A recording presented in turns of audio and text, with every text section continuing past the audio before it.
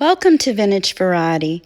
Today I'm going to be showing you guys some fabulous vintage jewelry finds that I've recently purchased to add to my collection of vintage and antique jewelry.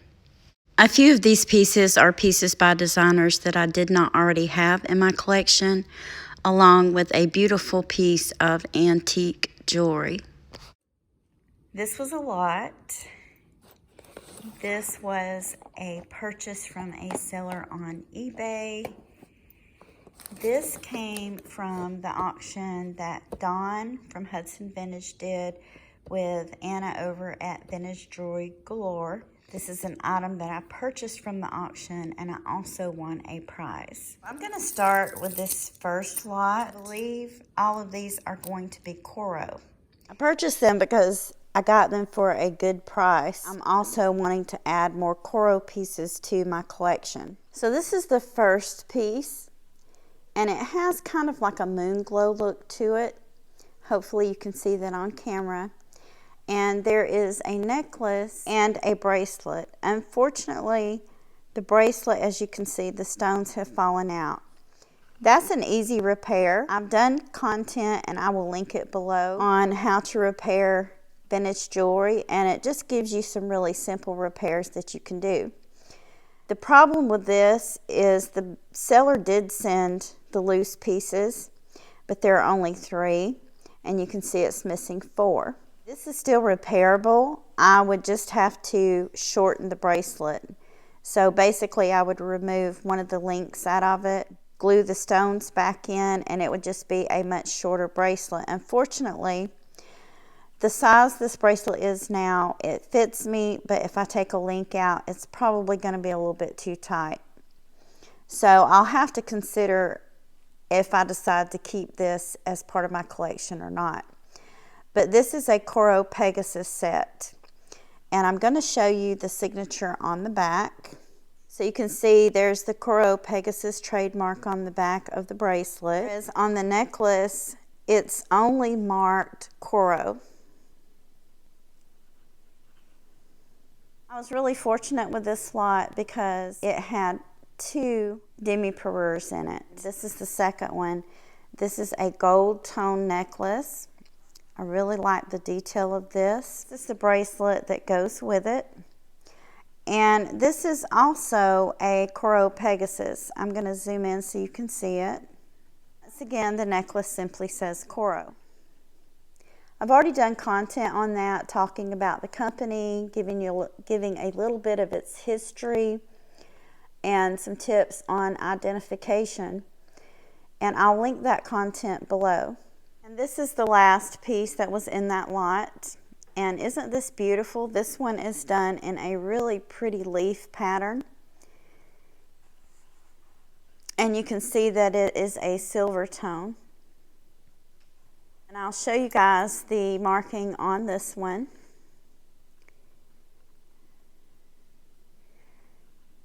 And this one is simply marked Coro. The next 2 pieces that I'm going to show are Bogoff. I do not have Bogoff jewelry in my collection, and I wanted to start adding some pieces, so these are the first 2 pieces that I have acquired.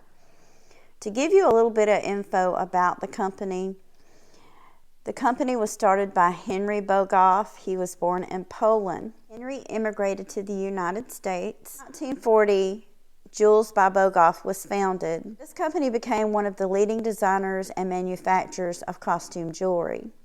The company was only in business from the 1940s through the early 1960s. And their pieces of jewelry are sought after by collectors, and they are highly collectible. A necklace like this one can run anywhere from $60 to $130. You can see that this necklace is done in rhinestones. This is the clasp on this piece. You can see that it has a larger rhinestone that dangles. Actual signature Bogoff is on this part that dangles on the clasp.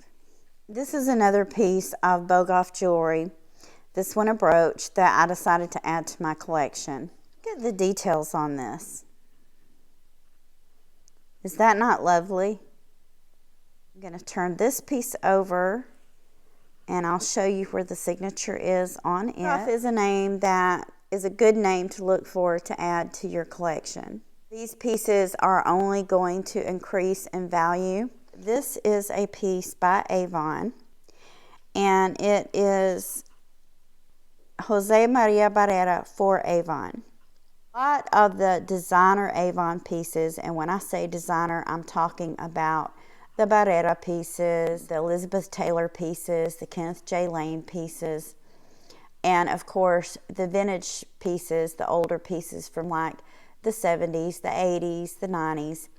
All of those are collectible, and many of them have grown in value over the years. Something to keep in mind when you're out thrifting or going to secondhand stores or yard sales and looking for pieces to add to your collection, don't discount the Avon pieces.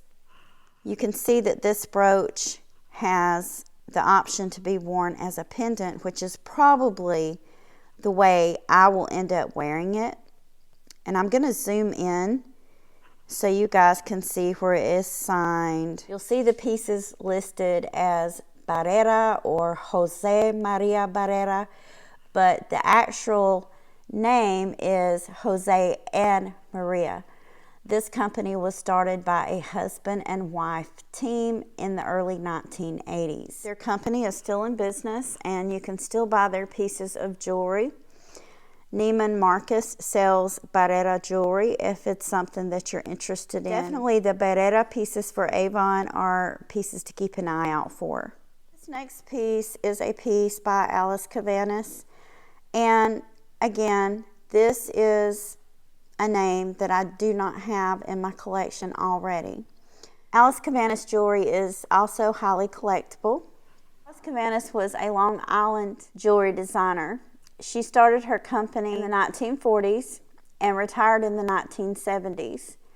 But her company continued making jewelry on up until 2000. Her pieces were originally sold only at exclusive or high-end shops and boutiques. Her pieces are somewhat difficult to find. They are very much worth looking for if you're a collector to add to your collection of vintage jewelry. And you can see how beautifully designed this piece is. I'm going to zoom in and let you see the signature on it. One thing to keep in mind about her pieces is because they are hard to find, they're going to be a little bit more expensive. This next piece I actually won. I won this on the auction that Dawn from Hudson Vintage did with Anna from Vintage Jewelry Galore. It was the last auction of 2021. I'll put links to both of those channels below if you haven't checked them out or in case you're interested. This necklace I thought was gorgeous, and I was thrilled to have been lucky enough to have won it. It's not marked. I believe Dawn said that she thought that this was probably a piece by Natasha. It is more modern. It has a lobster claw clasp. Now that's something that I wanted to bring up that you should always keep in mind. Just because a necklace has a lobster claw clasp doesn't mean that it's brand new. With vintage jewelry, pieces from the 80s, many of them had the lobster claw clasp, and they are considered vintage, as are pieces from the 90s and the early 2000s. So that is something to keep in mind, but I did want to show you guys this. I thought this was very pretty. You can see that it has, if I zoom in on it, this looks like faux opal. This is the piece that I ended up purchasing from that auction. Red is one of my favorite colors, and I just fell in love with it. This is a lingerie necklace. I am going to guess that this necklace dates from between 1910 to maybe 1920. It has that Art Nouveau look, but it also has kind of an Art Deco look. Now this is not the original chain.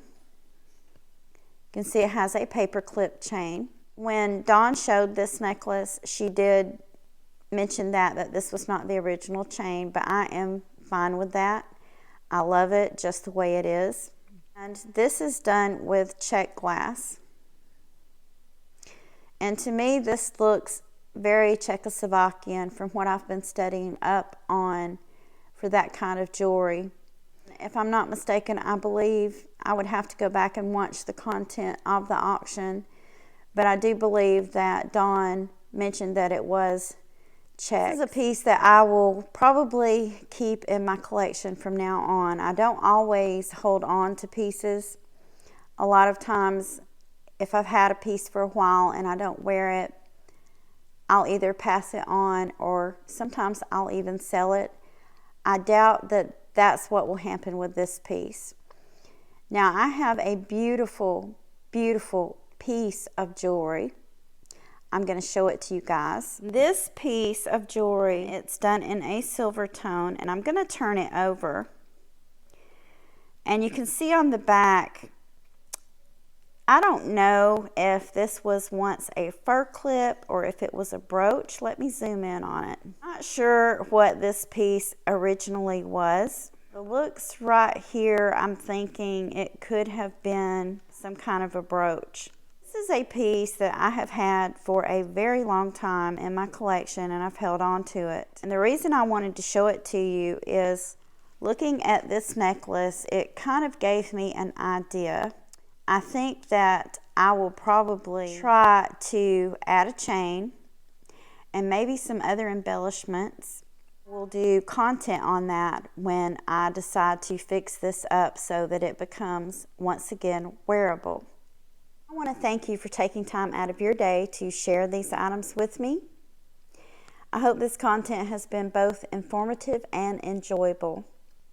If you haven't already, please like, subscribe, and ring the bell for notifications on more content about collecting vintage and antique items. Thanks again for watching, and I hope you all have a wonderful day.